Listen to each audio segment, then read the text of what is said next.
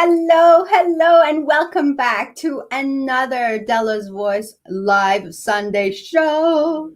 It's December and it's goal setting month on Dela's Voice. This is the best time to look at what you have done so far and maybe plan something new for the new year. Goal setting has specific tools, specific techniques. You've probably tried your own techniques so many times.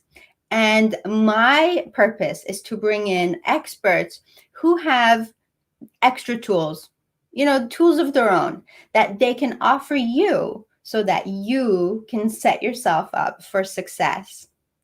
Please follow Dela's Voice on Facebook, on YouTube, on Instagram, on all these amazing places. And don't forget to share. Don't forget to like. This is how you can support us in this journey of trying to impact the world. This talk is very, very powerful. So please share it with your friends, your loved ones. And even though you think that they might have heard this 1,000 times before, maybe today is the one time they are really going to hear this for the very first time. So it is my pleasure to have today on my show another amazing expert. Her name is Umara Lodhi. Umara is a certified coach and she's a trainer. And she's had over 10 years of experience training people, her clients, and helping them live their best life and achieve their goals. So please help me welcome Umara Lodhi on Dela's Voice today. Yay! Hey girl, welcome. Thank you so much for having me on the show, Dela. You're awesome. Beyond honored. It's beautiful. Thank you so much. Thank you so much for being here, Umara. I know that this is the work you do is really, really important to you, and you're very passionate about bringing more health into people's lives. And so there's a background story to all of that of how you got started.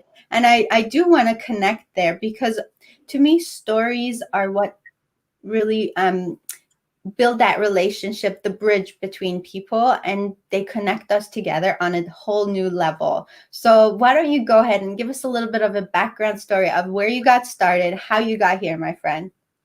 Thank you so much. So you're absolutely correct there, Dela. Stories are actually the things that connect hearts because they influence emotions, and emotions are the ones that connect people. So before I start my story, I just wanted to tell everyone to stay till the end of the show because I have a wonderful, wonderful giveaway that I will keep secret until the end. So so do stick around till the end because you won't want to miss it. So I will start from when I was a teenager. And my story begins there because in my community, in my culture, I was born a girl. And for some reason or the other, I just had to try extra hard to get acknowledgement from my parents, from my teachers, because I was a specific gender. And so from there onwards, I just felt like I have to work a little harder, one step ahead. So that's where I started. And then when I was 18, I got married. And it was an arranged marriage. And then later on, I started having children. And I still had this vision about myself. I saw myself differently. I had a vision of who I was going to become in the future. But the doors were shutting down for my freedom, for my voice, for my passion. But the only thing that kept me going was I think I was just very resilient. I just didn't know when to give up or how to give up. And so what led me on to where I am today is I set goals and I planned my life, and it didn't always work. I was in an abusive situation, an abusive relationship with my husband for so many years. And it was like when you're in a sea of what is happening, it's like a fish in the pond. You don't know there's air outside. You start to make the best out of the situation, whether it's an abusive relationship, whether it's your work that you're stuck into. And I was one of that person. I started making the best out of my environment. and but still didn't lose that dream that I had. So going forward, I continued my education, even if it was by sneaking out of the house. I shared with you, Della, that I used to sneak out of my house to get educated. I wasn't allowed to get myself educated, but something was there that drive me all this time, and it was hope, a hope of giving my children a different future than mine. I have two daughters, and I did not want them to get the and live the same future, not the future to repeat itself. And that hope was something that triggered me and pulled me. Later on in life, I got separated from my husband, and right when I was in on the peak of my, starting a new life, I got hit by an accident, and in 2015, and I was a pedestrian, and I was knocked out of my, body literally. I had a near death experience. And I didn't have any broken bones miraculously, but a lot of muscle spasm and concussion and loss of memory. And I was going through a lot of pain and agony because it was a lot of nerve damage. And that kind of damage you cannot see because you're not in a cast. And people are like, you look fine. And you cannot predict, like, when there's something going on in your head because of concussion and memory loss. It's very painful for the patient, but you look fine on the surface. And so it was hard for me to even explain in that stage what I was going through. But again, that hope, Della, that hope just got me forward. That passion for my children, that I have to provide them a different future, and it just pulled me forward. And all it needed in that time, as the life was unfolding, whether it was unfolding in my favor or not in my favor, I will always say it was unfolding in my favor, because even the misfortune that happens, it is directing you towards that goal or that dream that you have initially dreamt of.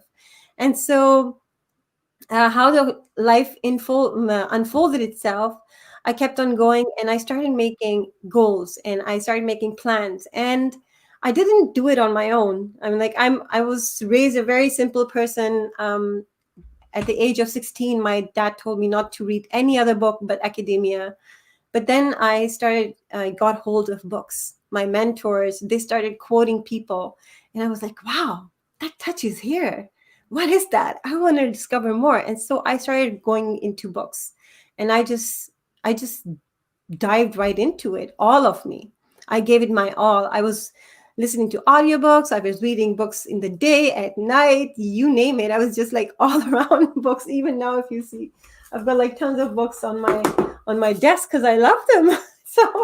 So books and quotes, and I took them on. And the one thing that I took on, which stuck with me, and I saw that it also worked with my life in the past as well. Me not consciously designing it at that time, but it was goals and planning ahead of time and writing it down. So that's my initial story that I can, a little bit of, snapshot there that I can share with you. Thank you so much for giving us that. It's not easy always to go back and, kind of go through the bad parts of our lives, the parts that really hurt us. But there's so much lesson and learning in that. And I want to go back there because sometimes when bad things happen to us, for example, for you had already been through so much struggle with your marriage, and you had come out of that only to get hit again with something else that was devastating to you, and so paralyzing, and put you in the hospital, and put you out of, really, like, right, I mean, you couldn't function for a long time. And then the aftermath of the mental health effects that it had on you. So when you go through something like that, a lot of us get stuck in that victimhood mentality of, why me? Why does this happen to me? And we keep saying, oh, I have bad luck. Why should this happen to me again? Why does this happen to me all the time? So how did you not stay there? How did you not live there? I always say we like to put up a camp there and and live there, but it's not really healthy. So how did you come out of that? So, to be honest, Stella, you're absolutely right that victimhood and blame personality always comes up. It's in our instinct as a human being. We either go into victim mentality or blame. We're either a hero in our story and we're like, oh, I did this and I did that, or we are the victims in our story, blaming everyone, blaming the environment, blaming why it happened to me. And I am no supernatural. I am a human being, and I was there. And there were times in my life, especially after the accident, where I just escaped my abusive relationship and I was starting a new life. And I was like, I had that hope and faith, and everything was there. But still, this accident knocked the bejesus out of me. Yeah. And then it was not one accident. It was one accident, then another accident, then another accident. I lost my job. I lost all friends, because when you're in that mental state and you're depressed, who wants to hang around you? So I lost everything. And the only people that I had in my life were my children and myself. And there were days I would wake up in the morning, and for the first 4 hours in my morning, I would just stay there wrapped up in the blankets, crying, just bawling my eyes out. Sometimes not even knowing why I'm crying. Sometimes it will be out of victimhood and blame. Why me?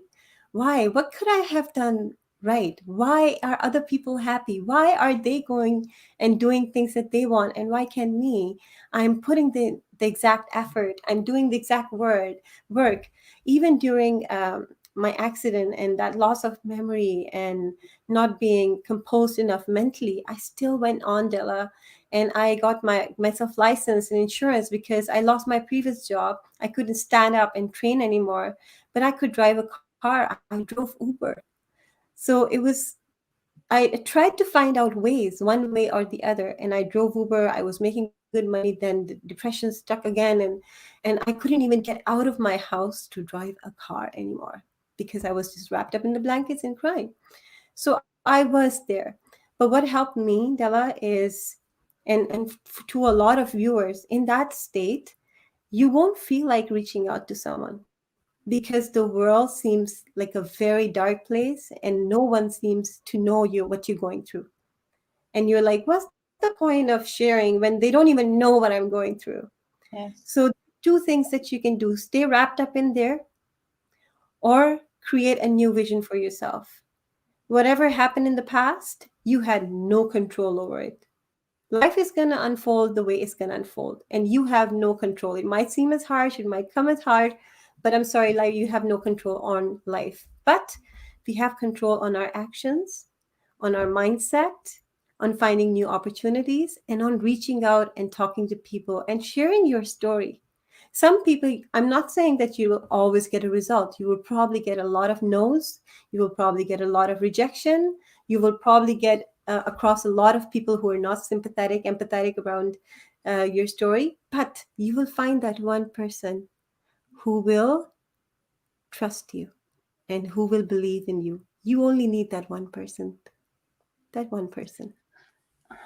I could listen to you all day because you just have a way of talking, Umara. Thank you so much. I think you said that so well. Let's make today be the day we make some decisions. This is really, really powerful. When is your decision day? When's the day you're gonna say, okay, enough is enough. I am done playing the victim. I'm done blaming the world. I'm done blaming life for happening to me. This is the day I'm going to make that decision and start right here. And so you did that, Amara. You did that. Was there a turnaround point in your life? Like, was there a moment in your life where you like, was that the day when you came across a particular quote? And would you mind sharing it? Because for me, that moment was very is very clear in my mind. I know it. I know when it happened to me that day. That decision moment for me is very clear. Was it? Is it really clear to you? Do you have that handy so you could tell us? Yes, yes. I will say when is I usually call my decision day is my no BS day. So it's the day when you really decide, enough is enough. I'm not going to be a victim or create blame stories anymore. I'm going to accept for life how it is. Because I am in the flow. Sometimes we're just waiting for when is that flow going to happen?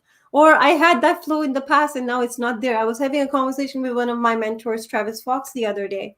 And I was mentioning to him, Travis, I was so much in the flow today and blah, blah, blah. And he just stopped me in my tracks right there. And he asked me to think about it, about my words, what I was saying. He said, why did you say was? And that's what we do as humans. We're either living in our past or we're either living in our future, but we're never living in our present because we're either waiting for things to unfold on their own or to happen, or we're just stuck to our past and blaming why did it happen. So for me, a lot of moments actually brought me to the present, and meditation was something that really, really influenced that. Um, I was I was not used to goal setting, like physically setting down and setting up goals or planning or making a decision. That's enough is enough. But meditation helped me in that. And every single morning, I used to wake up. And as human beings, we are creatures of habit. We roll out of our bed, we go to our washroom, brush our teeth, then we pick up our phone, or probably even before going to the washroom, we pick up our phone because we need some familiarity. For us, our familiarity comes from our social media, people acknowledging us, our posts, or us acknowledging other people, and we roll around in the same old, same old, same old. The same cycle repeats one day after another, every single day after day, until there's a pattern disrupt and you break that change of same old, and you do something different. So for me, what started was in the morning, instead of rolling out of bed and going to the washroom or picking my phone first thing in the morning, I sat down on my bed, closed my eyes, started breathing really, really big, deep breaths, and started then my meditation practice. Now, my mind is saying, Amara, pick up that phone. You got to check the social media. Go back to the same old because it's comfortable. And then I'm telling myself, no, the brain is saying something else, but the mind needed something else. And I train my mind and my brain and my body to stay in that state and just be, just being, just focusing on the breath. The thoughts coming in, thoughts going out, fear coming in, fear going out, future, creating future, what's going to happen in the future, then letting it flow, thinking about the past, letting it flow. And that's disciplining the mind. I usually tell my clients that our brain is like a dog. You got to treat it like a dog. Give it treats only when it's trained. So when it's trained, you've done your meditation practice, then fine, you can go onto your social media and check your posts, but first train your mind. And so Ooh, okay, I like that. Let's go. Let's go back to that. Hey, that's a really good tool. Okay, can you elaborate on that a little bit? Because you're right. So, a lot of people say, "Oh, but meditation is hard." Really, meditation is, we put so much emphasis on this, but it's really not all of that. I think it's just to be able to sit down. I mean, there are people on this call, and much like yourself, who are so good at this, and I'm no expert at this part by all means, but I know that breathing helps me so much. And I actually put a post on Instagram this, on breathing. And so I know that it helps me. I know that it brings me to the center. It grounds me. It helps me all the time, and I make it a daily habit. So please go ahead and give us that analogy again. It was lovely. I think a lot of people are going to benefit from that. Treat your mind like a dog. a dog. Okay.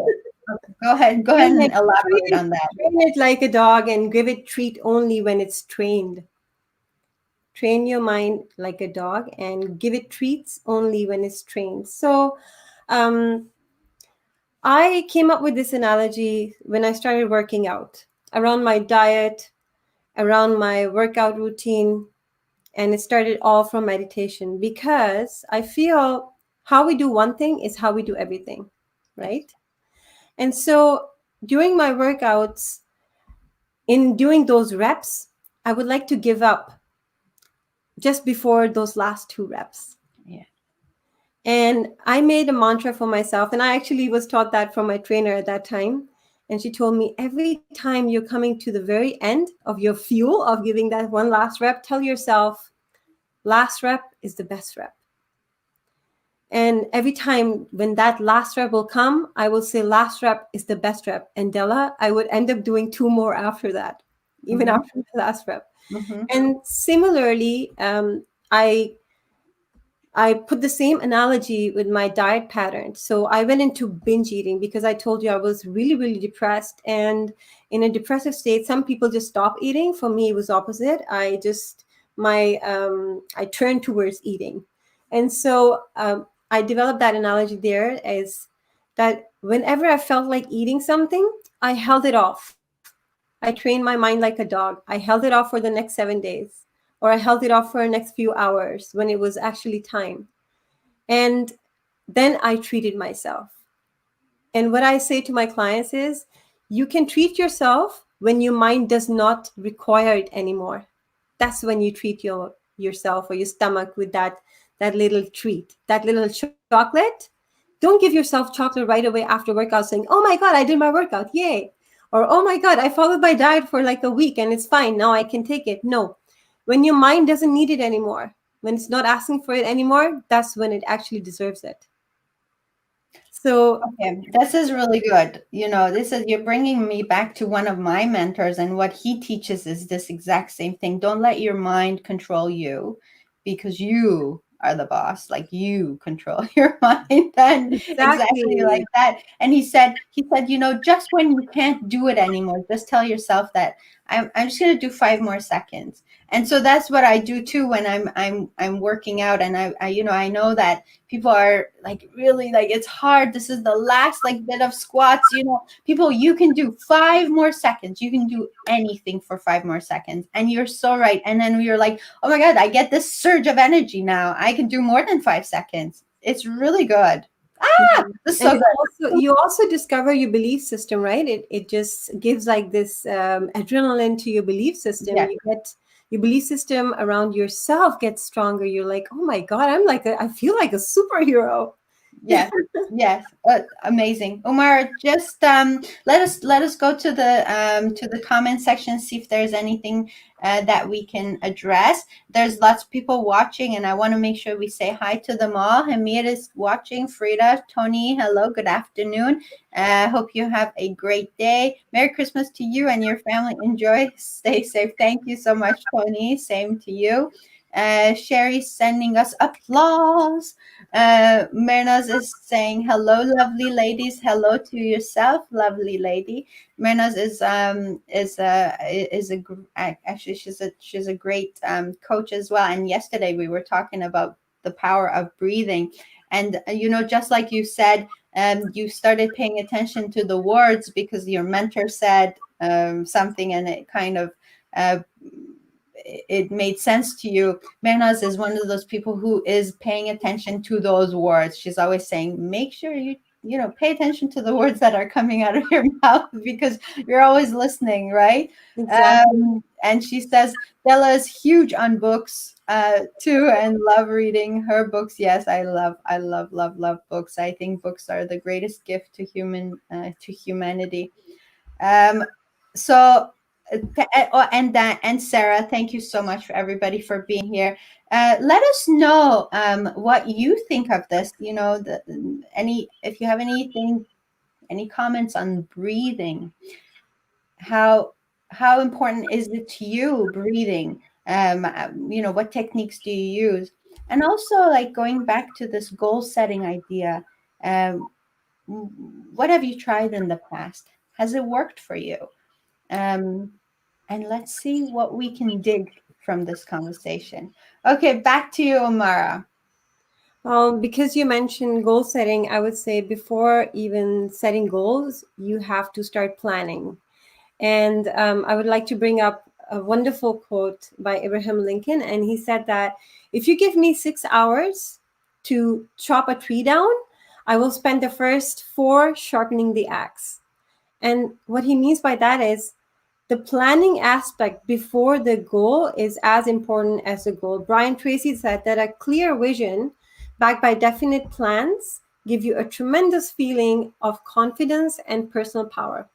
If you're running after your goal unprepared, not having a plan, you will be in a chaos mode. Because when that moment arrives where you're very like about to touch your goal, you won't know what to do because you never had a plan in place. And so you can actually get lost there. And putting things on luck or chance cannot be a part of goal setting. It's just impossible. So I asked some people when setting goals and coming to our topic of the day, the decision day, I want you to sit back and first think about this before creating a goal. That if you did not create that goal in your life today, what will you be missing out in the next 5 years from now?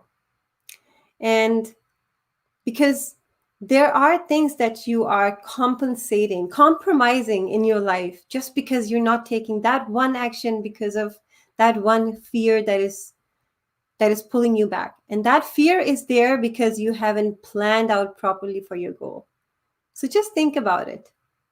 And I would love the comments for you to mention what do you think you'll be missing out in life? And what is your fear? If you're not going to put it in your comments, write it down on a piece of paper, a notebook right now, because that's going to bring you back to your center of why haven't you taken that action so far? And some of us will be like, oh, the time wasn't right. It was not meant for us. The paths just closed down. We just couldn't do it. We tried our best. But as human beings, I don't believe in that. I call the decision day the no BS day. All the excuses that they're gonna come up with, your mind is gonna come up with, they're not true. They're just stories. This is really powerful. And there's so much truth to that when you really think ahead and think, okay, time is gonna fly by anyways. 5 years is nothing in the whole scheme of things. I mean, you're gonna wake up and it's gonna be December, whatever today is. It's the 12th today. What is the date today? So whatever the date is, I should know what the date is. 13? Mm-hmm. 13. Yes. Yeah. So Even I December didn't know. 13. December 13, 2025. And you look back at the past 5 years. What do you want to say? Where do you want to be? Do you want to say, look at all I've done? Look at all the things I've changed in my life? Or do you want to say, oh, I wish I had started on this path or this or that, or I wish I'd gone, I wish I had done what I want to do today, because time's still going by. So, wow, this is powerful when you think about it in those terms. Yeah. It's like Myrna, the limiting beliefs are, because of our limiting beliefs, we're crawling in life, like, trying to hide, keep safe, tiptoeing, surviving, not living fully. yes. And when we reach the end, most of us, we're like, oh, we didn't do that. I wish I could do that. Myrna says, my excuse is that I have too many things and not enough time. You're not alone in that, Myrna. That's a lot of people who come up with that. And great cheer. Thank you for being honest. Yes, yes. What is she saying? She wants to live in a lovely beach house of her dreams. Ooh. Yes, that's a nice goal. Yeah. Sherry says, my intentions give into exhaustion, if you know what I mean. I'm not sure what you mean, actually. Yeah, I would like to hear more on that. Yeah. Mm-hmm. Intentions give on exhaustion. You mean you No, try good. and it Oh, doesn't no, work? no. She says good intentions give into exhaustion. Sherry. I don't know what that means, actually. Maybe elaborate on that a little bit. Yeah, Um, so Mara says, well said, our limiting beliefs always stop us. I think going back to my own experience, Umar, I gave myself every excuse in the book when I wasn't doing what I wanted to do. I had all these dreams. I had all these plans, right? I had all these plans. I was going to do big things. I was going to change the world. I was going to impact the world. And one day I woke up and I had I looked back at my life and I saw that I had wasted a lot of time. And I had wasted a lot of time surviving, um, not living to my fullest. And a part of that survival mode was exactly that. Oh, you know, one day, one day, one day I'll do this. One day I'll do that. When this happens, I'll do this. Right? When so and so comes into my life, I will do this. And one day you wake up and it's like 20 years later, and you're like, oh my God, what the decision I'm about to make today is I could have done 20 years ago. I'm not but again, there's regret is such a wasteful emotion. The reason I'm here sitting across from you today is because I lived my life the way I did. So no regrets there. What I'm saying is there's a time for everybody where you gotta make the decision. And I call that admitting it to yourself, admitting that you're not living your fullest potential. And the moment you admit that to yourself, something switches. And that's the moment you stop blaming the world, life, God, governments, other people, and you start taking responsibilities for the part you have been playing in your own life. What's your thought on this, Amara? 100% agree with you. We are where we are because we were meant to be where we are. And elaborating on what you just said, sometimes we do have our goals and our missions and our dreams, and we think that, oh my God, we should just do it right now. But to be honest, sometimes it's just not the time. Sometimes you haven't reached to that level of wisdom as well. They say the master, the teacher appears when the student is ready, right? Yes, that's exactly it. Yeah. And we are sometimes the student for the universe or God or whatever bigger entity, that highest entity that you believe in, that he is there to teach you, but you're just not ready yet. So there is no regret in that, of course, what you said, because if all of that, whatever happened in the past, didn't happen, you wouldn't have been where you are right now, It's true. good way or a bad way. And I would like to say a quote here I just came across with from Napoleon Hill. I love this one. So he says, first comes thought, then the organization of thoughts into ideas and plans, then transformation of those plans into reality, and the beginning, as you will observe, is in your imagination.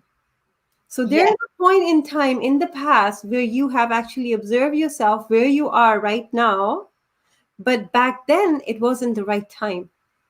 You could have achieved it right then and there. So, for example, I'm just going to again bring up something from my past.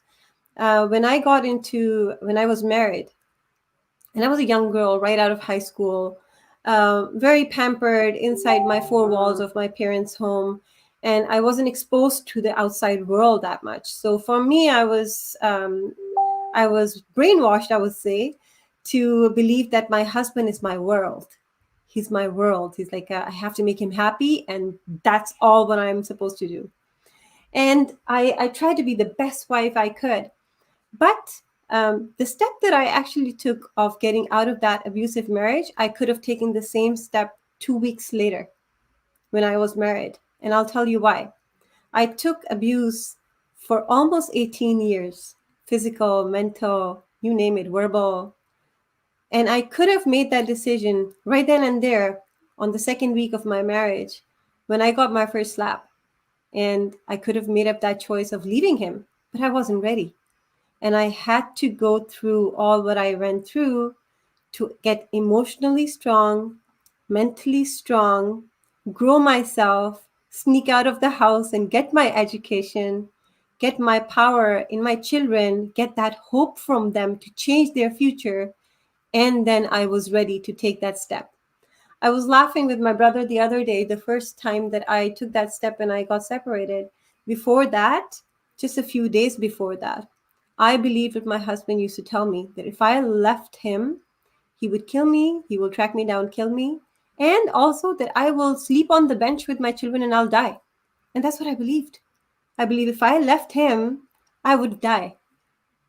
And so sometimes we are not ready.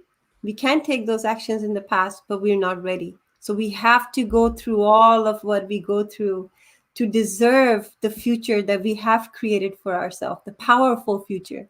Yeah. And then in that process, we grow, we become strong, we learn. That's amazing. And that's the reason why so many people stay in abusive relationships. And sometimes we hear people say, "Oh, I was in an abusive marriage for 25 years." And in your mind, you're thinking, "Well, why did you stay for 25 years?" And it's exactly that. First of all, I got to say, you cannot judge a person if unless you have lived in their shoes. So I honestly take that with a lot of humility when I say that. But um, we do ask ourselves, well, why'd you stay in that relationship for so long? But it's exactly what you say. It's because they believe that it's okay. They don't think that there's anything wrong with that, or they don't know how. Um, and so the moment you make that decision, and you envision what life is going to be like in Canada, and you told me, Dela, I used to envision, I used to visualize. So say that, please. Yes, yes. Thank you for Tell bringing that that. story. Yeah, that I love that.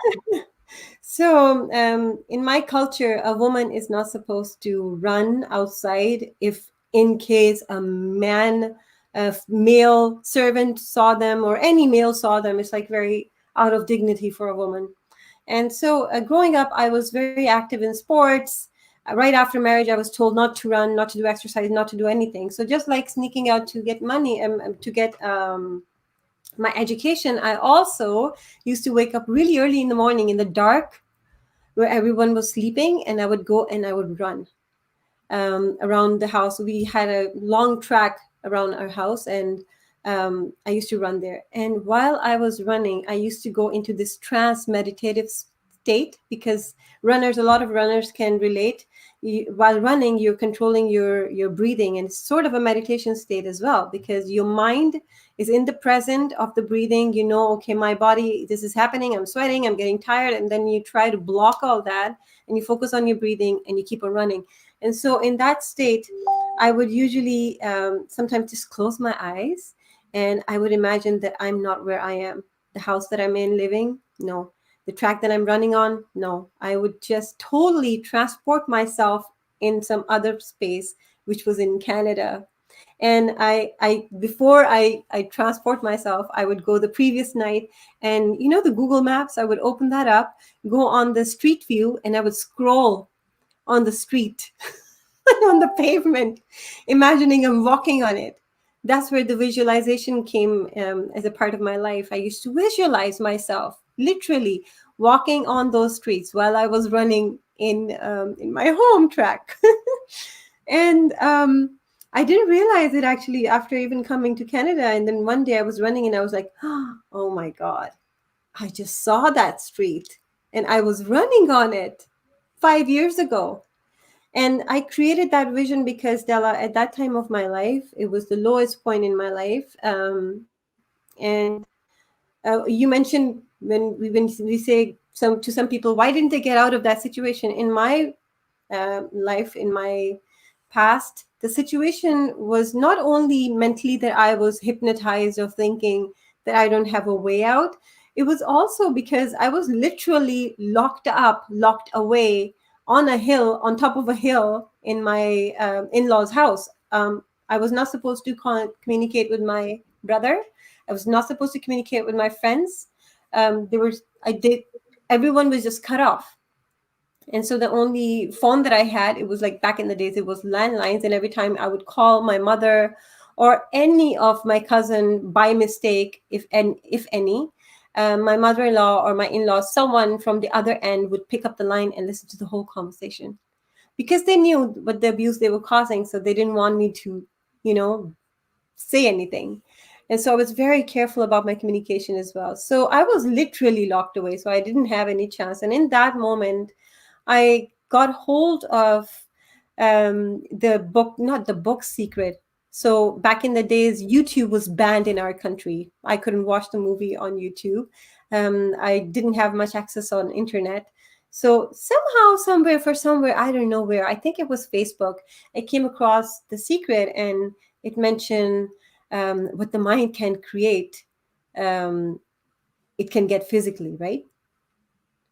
And in that state of very low frequency, I realized, there's no more way to go down from here. I'm in miserable condition. I'm in misery, literally. No contact. I can't voice my agony. There's no one to listen to. It's only me, myself, and I.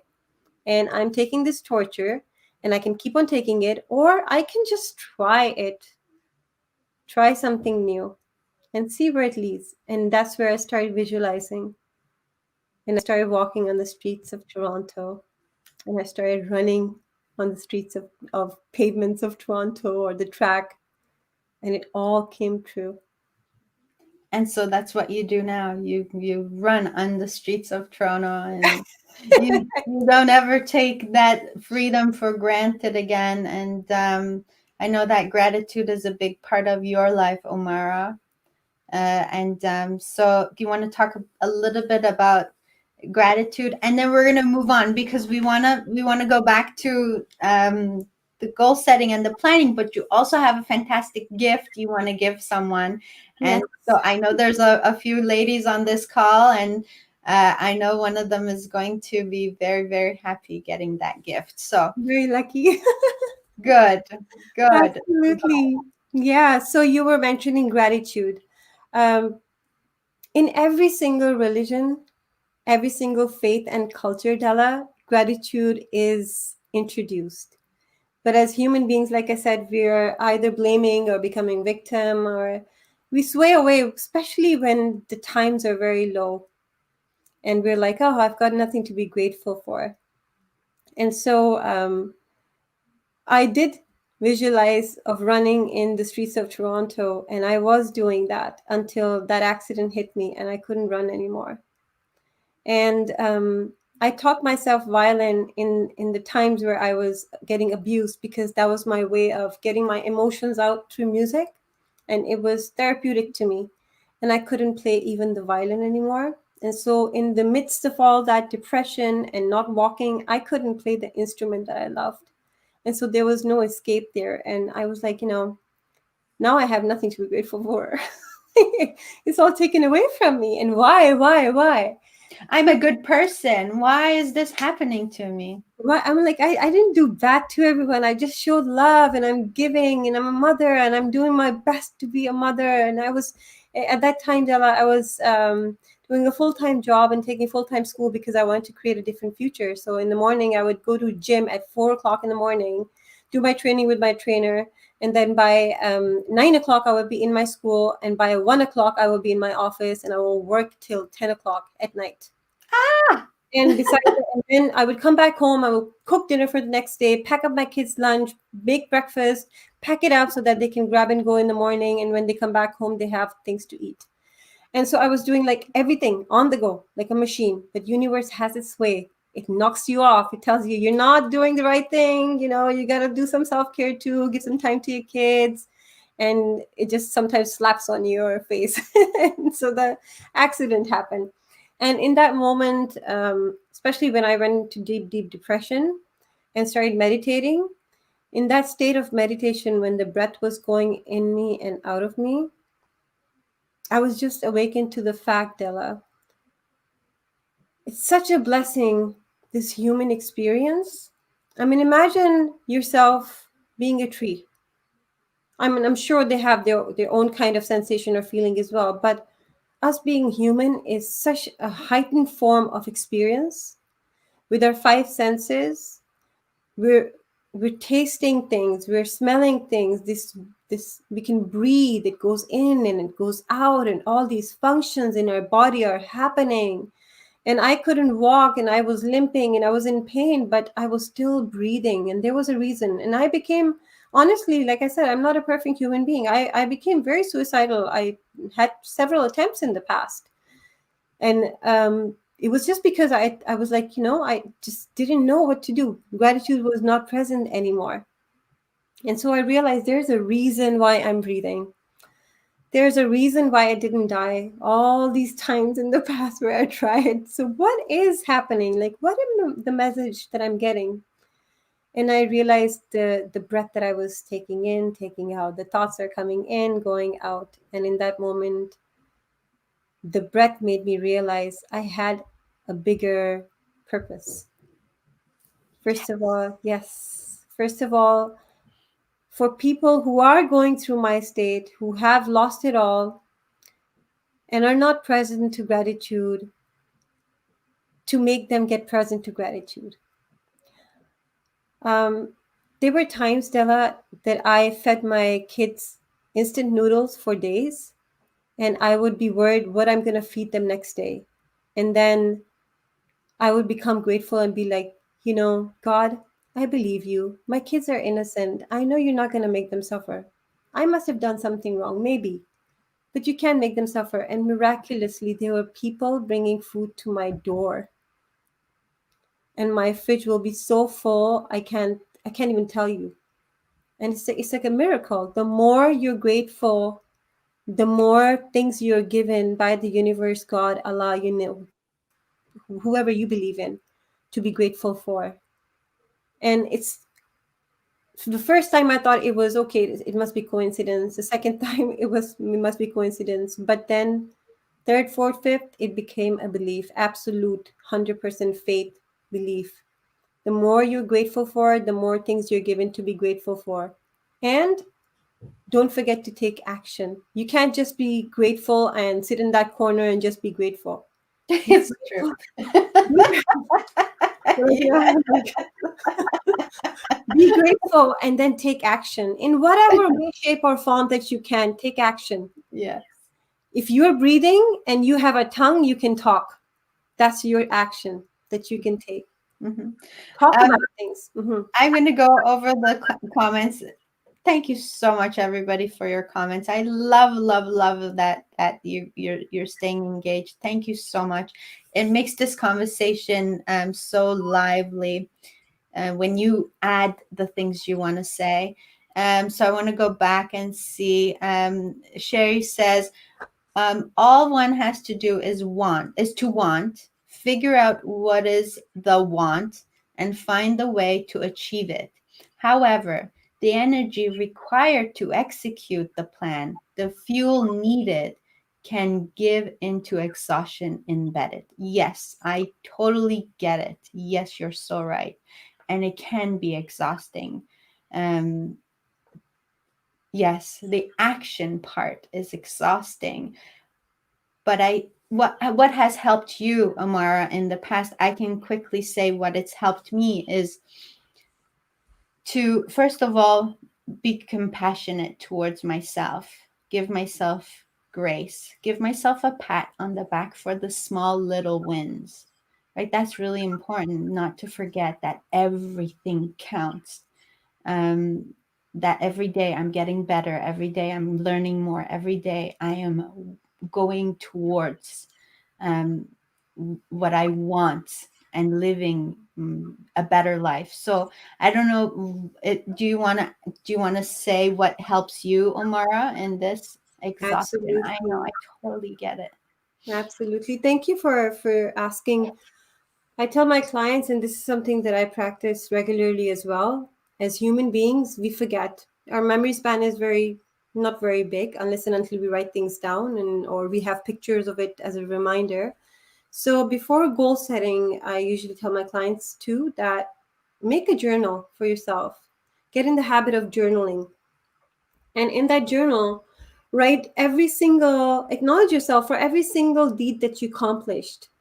The smallest of the goals that you created and you accomplished. For example, after my accident when I was on crutches, I started walking and I wrote that today I walked inside my house. And then um, I started writing, okay, so I parked my car away from the mall and I walked to the mall without crutches. And then I walked to the mall, to the grocery store.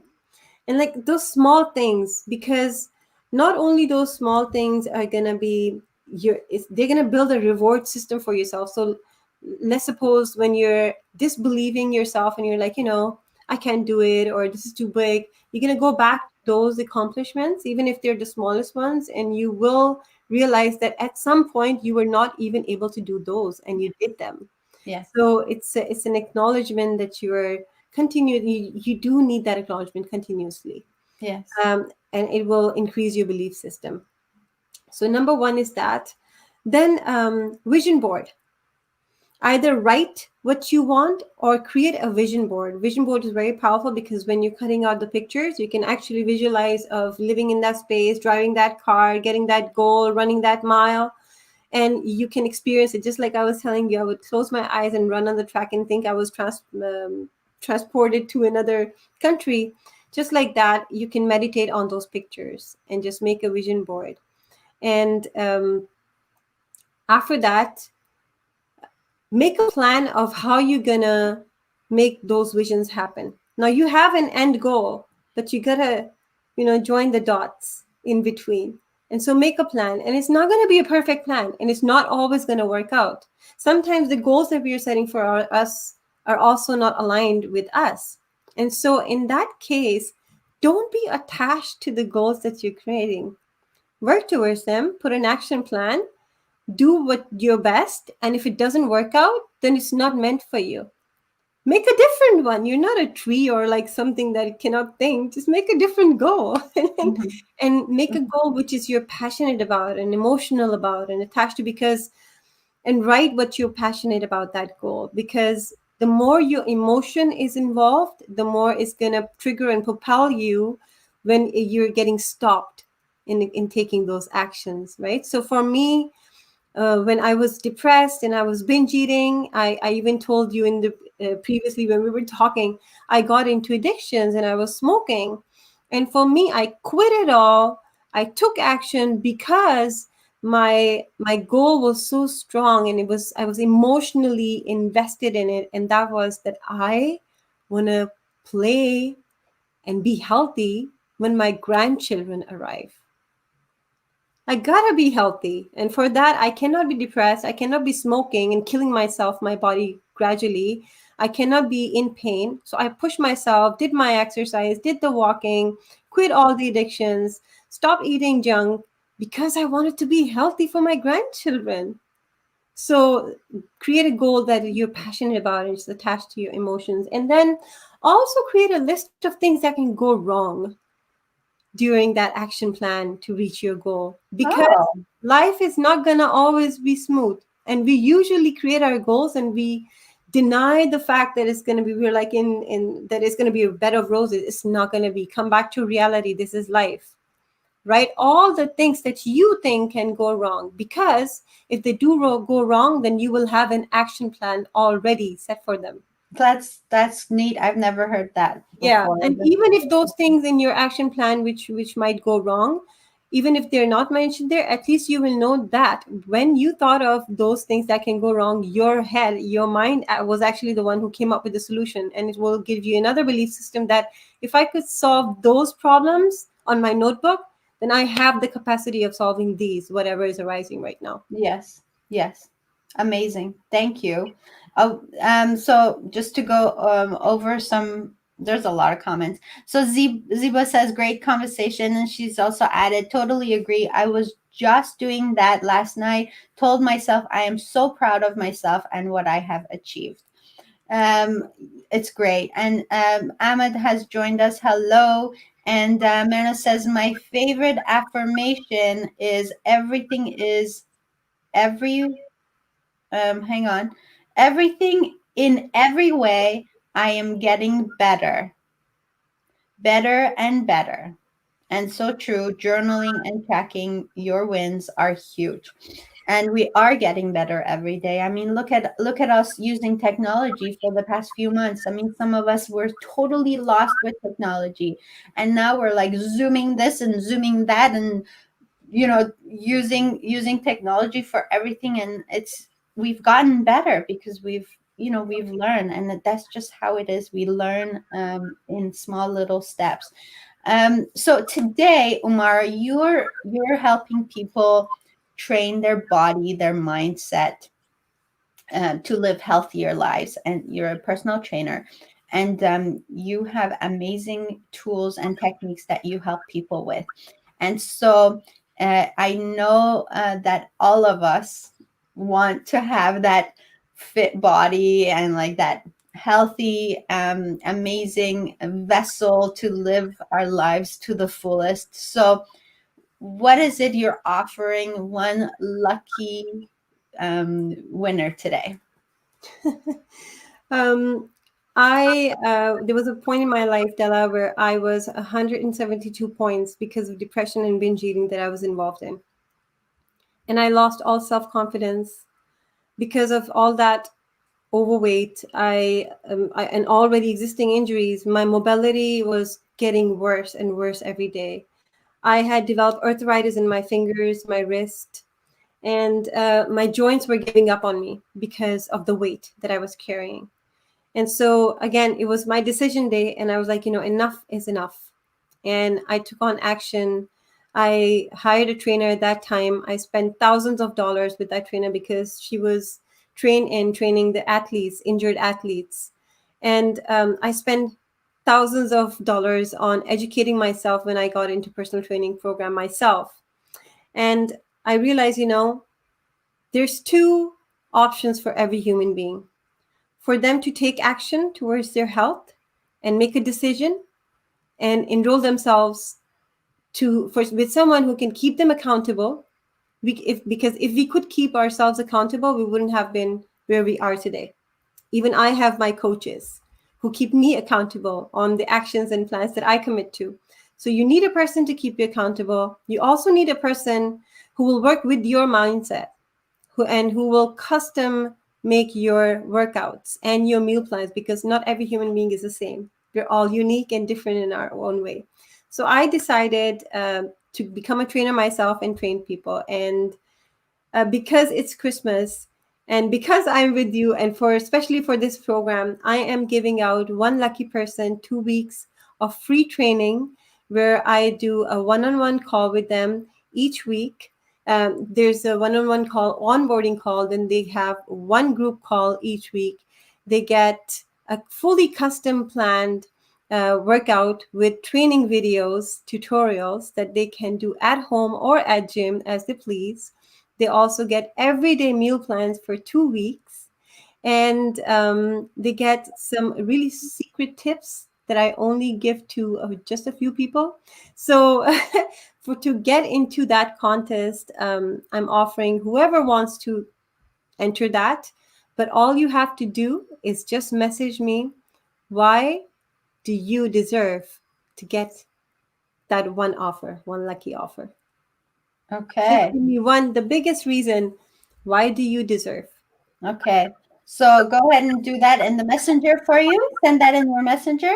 Yes, you can send out my messenger. You can just search up my name, Umara Lodhi, Umara. I'm going to put that here so that Thank people you. can have it. So search Amora on Messenger.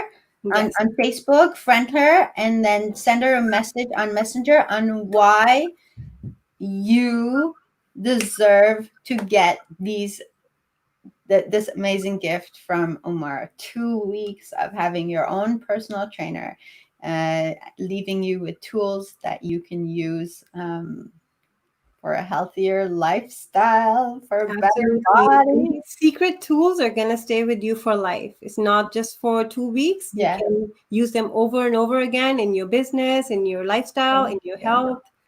Thank you for this gift, Umar. I really appreciate it. I enjoyed myself so much today. It was a heart-to-heart conversation. We had a lot of engagement from the audience. I want to thank every single person for being here and staying with us and giving us your comments. I hope you got a lot from this talk, as I did. Thank you for your words of wisdom, Umara, and sharing your journey with us so generously. I really, really love you, and I'm sending you lots of hugs and blessings your way, my friend. You want to leave the audience with something? I want to give you another minute to finish off with whatever you like. Well, first of all, thank you for everyone who joined and stayed till the end patiently and listened to all what I had to say. I'm just going to go on and say a few things that changed my life, and it's from the book Tin Man to Iron Man by Chris Swanson. And he says, "Life's not fair. It's been that way since the beginning of time. It will never be fair, so don't hold your breath waiting. It will be fair to some and totally unfair to others. Pray you're the first group. You can't control that, even if you want to." And so my message is, you can only control you to make that decision today, whatever decision that is. Oh my gosh. I hope the decision that comes out of today's talk, if you find yourself in a sticky situation, I hope the decision is, I admit that I can have a better life, that I deserve to live a happier life. If that's the only decision you make today, let that be it. And oh my gosh, thank you so much, Umara.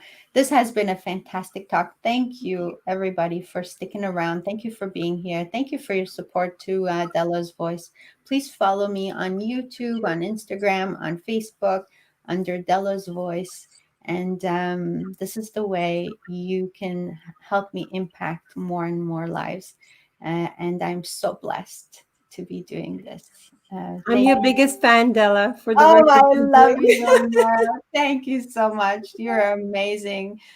God bless you for everything you do for the world, my friend. Thank you, everybody else. Mwah.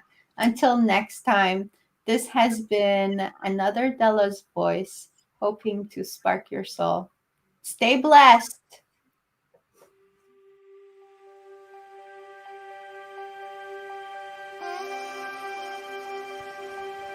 Every single person in this world has a story to share. Your story is your superpower, and it's unique to you. In sharing it with the world, you can impact millions of people. If you keep it to yourself, you are doing the world a disservice. This is Dela. I'm the host of Dela's Voice, and I help you share your superpower with the world.